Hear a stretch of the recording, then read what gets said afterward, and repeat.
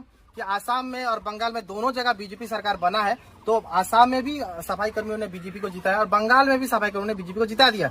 अब ये लोग मंत्री बन गए हैं तो इनका भी दायित्व जिम्मेदारी बनता है बंगाल और आसाम में कि सफाई कर्मी को परमानेंट करके दिखाए।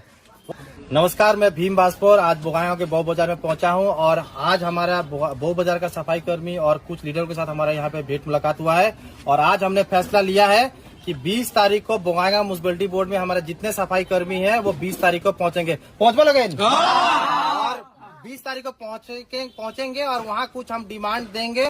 पहला कारण है कि हम लोग 2 साल पहले बहुत बड़ा आंदोलन किए थे, हमारे सभी सफाई कर्मी कपड़ा खोल के आंदोलन किए थे। उसके बाद बोगाईगांव में वेतन भी बढ़ा था और साथ में बोगाईगांव में सफाई कर्मियों के लिए सरकार म्युनिसिपैलिटी बोर्ड ने 4 बीघा जमीन भी दिया था और वहां पे बिल्डिंग बनाने के लिए ऑर्डर भी दिया था। लेकिन कुछ दिन पहले इसलिए म्युनिसिपैलिटी बोर्ड ने एक लेटर दिया डीसी को कि दूसरा जगह जमीन दिया जाए, वो 4 बीघा जमीन जो है वो नहीं दिया जाएगा। तो इसका हम लोग पूरा विरोध करते हैं क्योंकि वो 4 बीघा जमीन हम लोग लड़ के लिए थे और हम लोग को वही जमीन चाहिए। अगर वो 4 बीघा जमीन नहीं मिलता हमें जो हमें मिला था तो हम लोग काम बंद कर दे।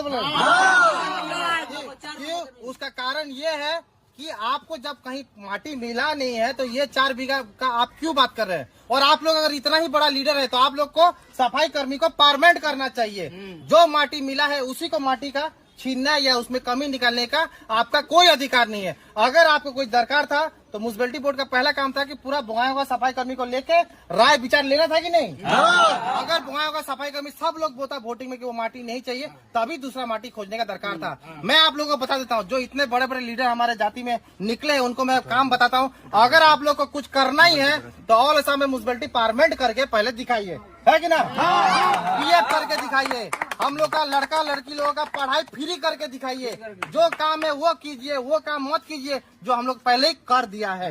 बात समझते हैं। इसके साथ में हम लोग का ये भी डिमांड है कि ओल्ड कॉलोनी में करंट का व्यवस्था मिले, डांग तोल को 1 साल के अंदर में जमीन मिले और बो बाजार में यहाँ बिल्डिंग का जो ऑर्डर गया था, लेटर गया था, वह तुरंत यहाँ पे बिल्डिंग बने।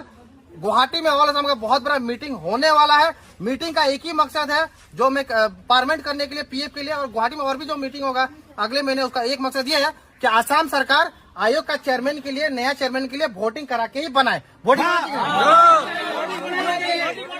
वोटिंग होने से बहुत सारे लोग, हमारे से लोग चेयरमैन बन सकते हैं अगर वोटिंग होता है तो। इसीलिए वोटिंग होने से पता चलता है, दूध का दूध पानी हो जाता है कि किस सफाई कर्मी के पास कितना जाति है। वोटिंग से चेयरमैन डिसाइड होना चाहिए। और अगर मैं चेयरमैन हो जाता, वोटिंग बाद अगर मैं चेयरमैन हो जाता हूँ तो सफाई कर्मी का नौकरी परमानेंट भी हो जाएगा, सारा जमीन मिल जाएगा, पीएफ हो जाएगा और लड़का लड़की लोग का पढ़ाई फ्री हो जाएगा। लेकिन मैं नहीं बन के भी इतना लड़ रहा हूँ तो क्या मैं गलत कर रहा हूँ?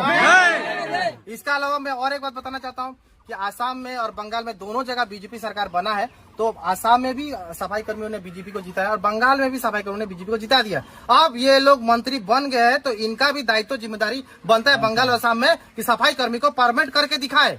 वरना पिछला 5 साल बाद जब ये इलेक्शन में आएंगे बंगाल में या आसाम में, यही नेता जब आएंगे तो सफाई कर्मियों का बहुत जोरदार विरोध इनको सुनना पड़ेगा। हमने इनको मौका दिया, अच्छा गद्दी, अच्छा कुर्सी दिया है, बैठ के काम करने का सुविधा इन मंत्रियों को हमने बना के भेजा है आसाम में और बंगाल में। अब इनका दायित्व है नौकरी और पार्लियामेंट करने का। और बंगाल में भी आयोग का चेयरमैन के लिए वोटिंग हो और आसाम में भी वोटिंग हो, तभी एक कोई मजबूत चेयरमैन हमें मिलेगा संभाल को।